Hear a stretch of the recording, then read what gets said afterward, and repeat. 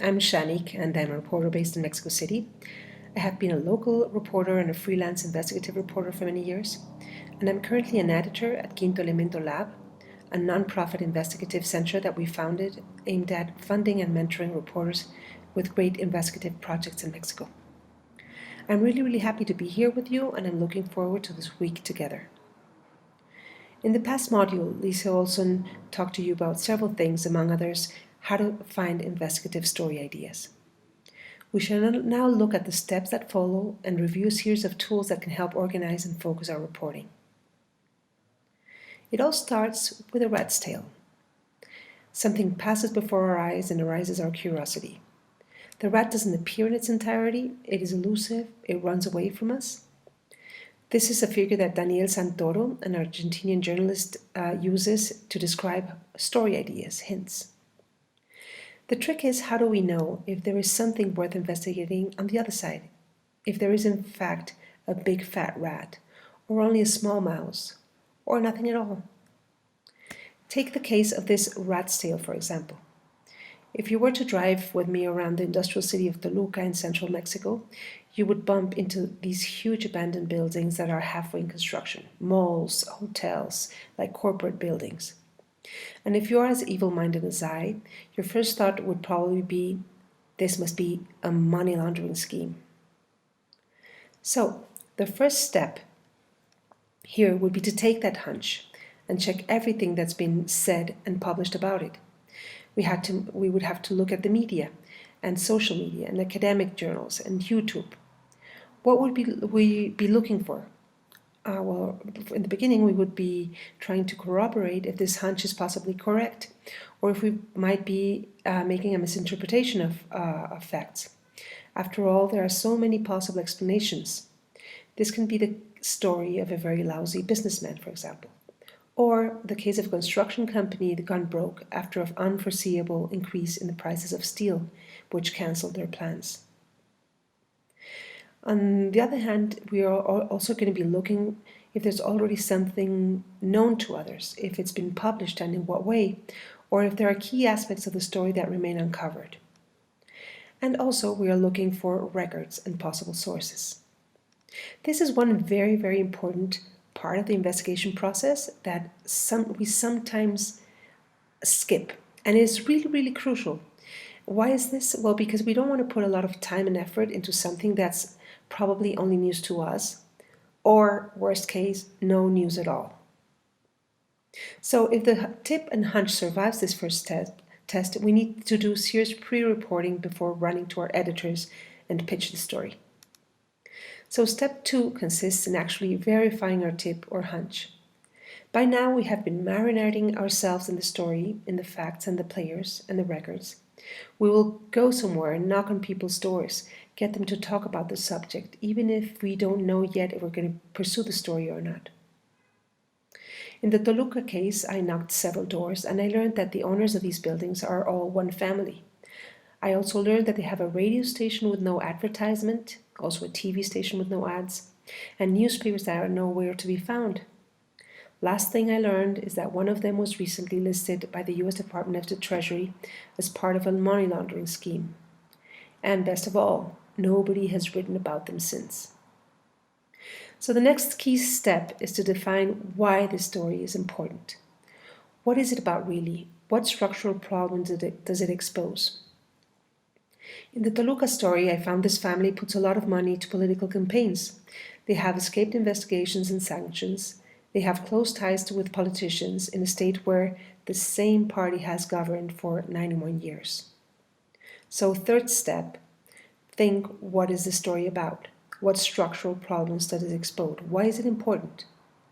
We must have a very powerful reason to investigate a specific issue, not only because this will be a key when asking for editor support, but also because you will be investing a lot of energy, work, and determination in pursuing it, and you will have set aside a lot of other important investigative leads.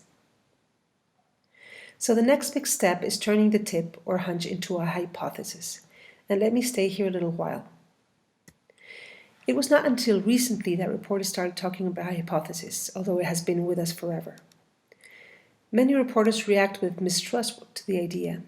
They fear that having a hypothesis is basically like getting married with a version of reality, but really it's not. Mark Lee Hunter, who's a reporter and trainer of other journalists, wrote a very helpful manual, which is you'll find in our readings for this week, and it comes in several languages. And this is how he describes a hypothesis and what it is for. So in essence, it is based on a mental trick.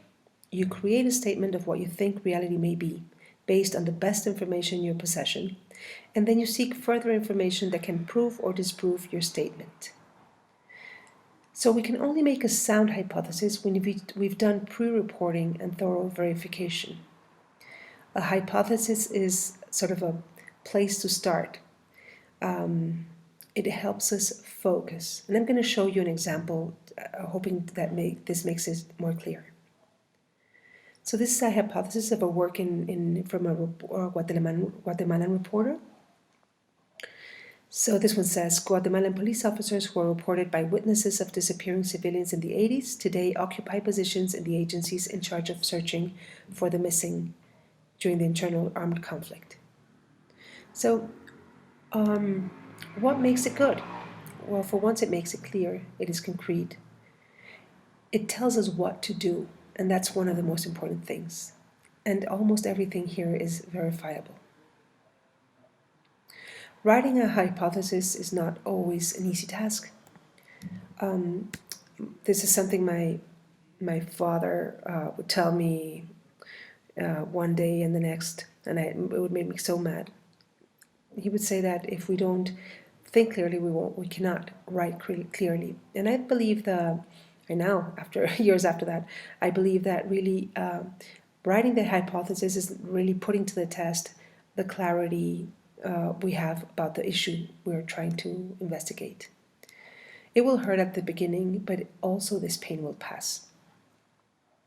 So when do we know we have a good hypothesis? Well, when the hypothesis we've put together tells us what to do.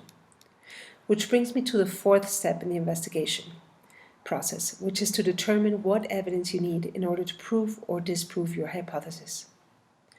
The Guatemala hypothesis basically tells us we must find 1. The names of the police officers who were pointed out by witnesses and victims of the disappearances in the 80s, and 2nd, check if they are currently part of the task forces that are in charge of searching for the missing. Now, there are a couple of warnings I need to make. 1, as Mark Lee Hunter said, this is a provisional explanation of things. We are going to search for information that corroborates, modifies, or debunks our hypothesis. The hypothesis is a living creature. It can mutate and it can die. I worked with New York Times reporter David Barstow for almost 2 years on a story about how Walmart paved its growth in Mexico through the use of systematic bribery. One of our stories focused in a store that was built in a small town next to a monumental pre-Hispanic pyramid. We had the tip that Walmart had bribed officers in exchange for permits. David and I searched in every drawer for evidence that Walmart had cheated. But we also searched in all corners for evidence that could prove otherwise, that Walmart had in fact done things by the book. I spent probably 15 days in row sifting through thousands of documents just in case Walmart had in fact followed the proceedings. So we must regularly and repeatedly report in favor and against our hypothesis. And another note of advice, always, always, always listen to your inner voice. You probably read Columbia University's audit on a story about rape in campus that was published by Rolling Stone. It's also included in this week's readings. Well, there's one thing that clings to me since I read it, and it's this idea that we have a natural and powerful propensity to seek only for information that corroborates our beliefs. This confirmation produces a chemical reaction in our bodies that we experience as pleasure. This means we have to go against our nature when we report against our hypothesis.